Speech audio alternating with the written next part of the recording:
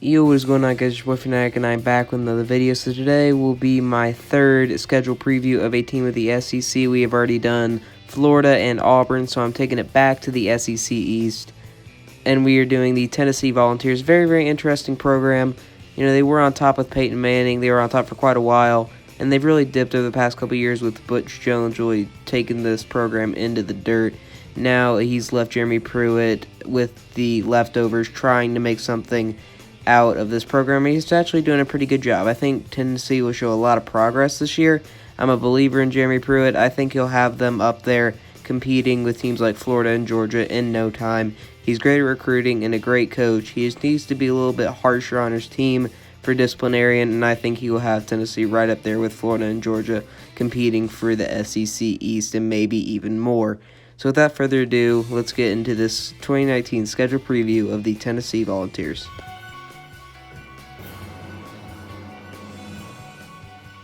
So Tennessee starts off with a cupcake game against Georgia State. You're going to see a lot of cupcake games on the schedule for the Tennessee Volunteers, so I think it's pretty self-explanatory. Georgia State doesn't really have a chance to beat a team like Tennessee. I think Tennessee beats them 42-6. Pretty self-explanatory win for Tennessee. Easy way to start off the year. I think they get off to kind of a slow start, then they really roll in the second half, and they show flashes of being good this year. So a good start for Tennessee as they are 1-0 on the year. So to some people, this might be another cupcake game for the Volunteers, but I think this could actually be an entertaining and competitive game. BYU has been decent the past couple of years, not just in their division, but outside their division. They've been able to compete with some higher-ranked teams over the past couple of years, and I think they're going to do the same here against Tennessee. Don't get me wrong, I'm giving Tennessee the 24-13 win here, but I think it's going to be a close game with Tennessee barely slipping away with the win in the fourth quarter, and BYU really tests Tennessee here. I don't think that this is as bad of a win as people think for Tennessee. I think it'll be a competitive game, and Tennessee is happy to get out with a multiple possession win against BYU, and BYU really takes them to the test here in week 2. So yet again, another non-conference game here for Tennessee against Chattahoochee, the elite program. I think Tennessee handles Chattahoochee. It's not much of a game. In my opinion, I think Tennessee gets the easy win over Chattahoochee in another non-conference win here in week 3, 38-0. A very, very easy start to the season for Tennessee as they are now 3-0 on the season, but they're going to have to jump into some pretty difficult conference play next week against the Florida Gators. So Tennessee starts off finally in conference play here in week 4, and I think they struggle in their first conference game against the Florida Gators. I think the Florida Gators are just better in every single category than Tennessee for right now, maybe except for recruiting. They're about the same in recruiting. But I'm giving Florida the convincing 35-14 win here. I think Tennessee struggles on the road in Gainesville. I don't think there's really a route for Tennessee to beat Florida here.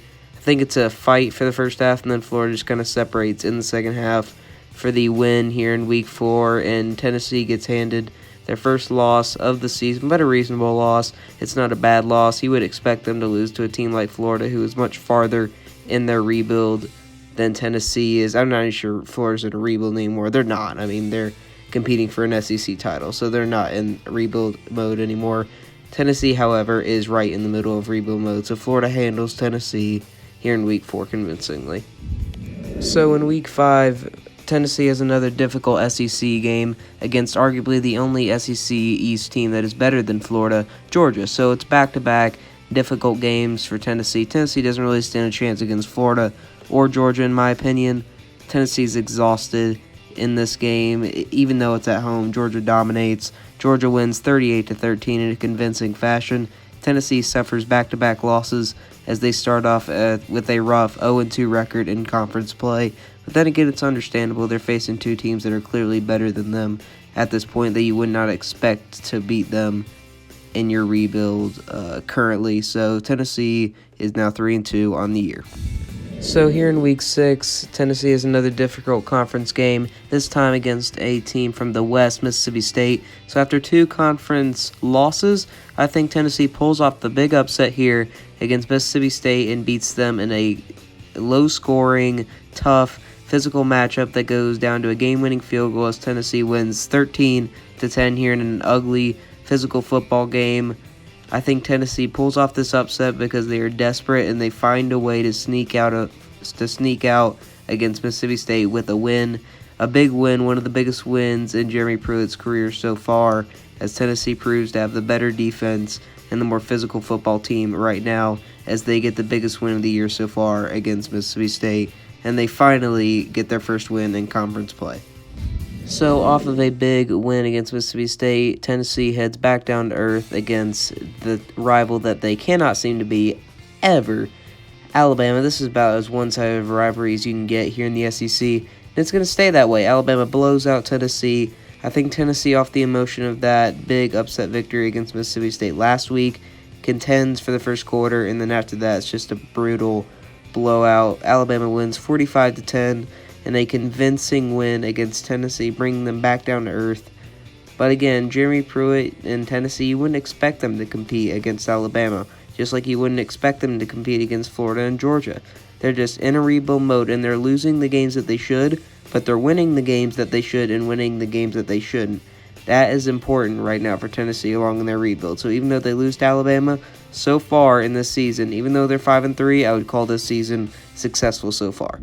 So after a brutal loss against Alabama, it's another big game for Tennessee. You see, Tennessee has to start beating these kind of middle-of-the-road teams like Mississippi State and South Carolina, and that's what I think they do here. I think Tennessee pulls off another big upset in this year as they beat South Carolina 20-17. So that's two huge upsets against Mississippi State and South Carolina. That is big. That is big for the program. That brings optimism, and that brings security to Jeremy Pruitt. I think the more wins they get like this, the more realistic it becomes for them to beat teams like Alabama, Georgia, and Florida down the line. I think if they can beat teams like this, the fans will invest and the program will invest. So wins like this, even though they're not huge right now, will be big down the line. And I think they get another huge upset victory this year against South Carolina. So yet another kind of cupcake game for Tennessee. It's kind of like a BYU situation. I think UAB puts up somewhat of a fight, but not a huge fight. I think Tennessee handles them with their defense 16-6. It's kind of a BYU situation, but again, you usually don't see out-of-conference kind of somewhat cupcake games like this frequently. This is the fourth this year. You have BYU and UAB who both kind of can put up a fight, but still you expect Tennessee to win. And against Chattahoochee and Georgia State, they get a lot of freebies in this season, which I think is fair. You know, they have a pretty difficult season ahead of them with Alabama, Florida, and Georgia all on the schedule, so I understand why they would want to give some cupcake games like this. But again, it's the BYU situation. They put up a fight, but again, they don't have a realistic shot, in my opinion, to beat an SEC team like Tennessee. So Tennessee gets an ugly win against UAB, 16-6, advancing to, I believe, 6-3 on the schedule now. So another kind of middle team that is big for Tennessee. This is their big games of the year against teams like Mississippi State, South Carolina, and Kentucky, teams that they legit have a shot to beat. So I gave the upset victory over South Carolina and Mississippi State, but against Kentucky, I just don't see it. I think Kentucky gets the big win. I just don't see it for Tennessee. Sorry if I sound congested. I'm fighting a little bit of a cold right now. But nevertheless, let's get back on topic. I think Kentucky beats Tennessee. Tennessee can only get lucky so many times in their season as they advance to 6-4 in a competitive matchup against Kentucky. Kentucky gets vengeance for last year's loss, 27-23. Big victory here for Kentucky as Tennessee is now 6-4 on the year. So another big game here for Tennessee, another kind of middle-of-the-road game that they have a shot to beat that can either go either way. That's kind of a 50-50 game.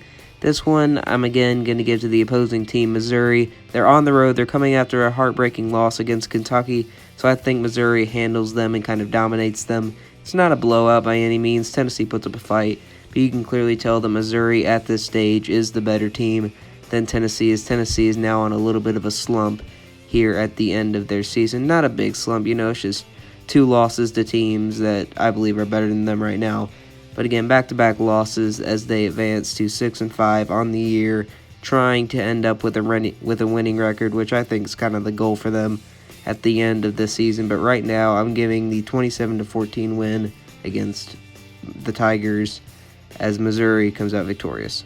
So here we get the answer in the biggest game in my mind of the year for Tennessee in their in-state rival and rivalry week against Vanderbilt. This is the biggest game of the year in my opinion. You know, Mississippi State and South Carolina are better than Vanderbilt, but this is a big game for Tennessee, not only because it's a rivalry game, but because of the importance. They can either go 6-6 or 7-5, and that may not sound huge, but that is a big deal for them to go from not even making a bowl game to a winning record to completely reverse their record from 5-7 to 7-5. That would be a big deal for a big team like Tennessee, and I think that they do get the big win here in rivalry week over Vanderbilt at home, I believe, and Tennessee is 7-5, has a winning record.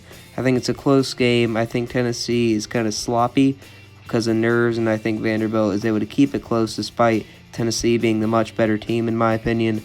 But Tennessee does get it done and heads on to a bowl game with a winning record and a very, very successful year for Tennessee as they are now 7-5 on the year. So in conclusion, I think Tennessee makes a lot of progress from going 5-7 to 7-5. They head to a decent bowl game with a winning record.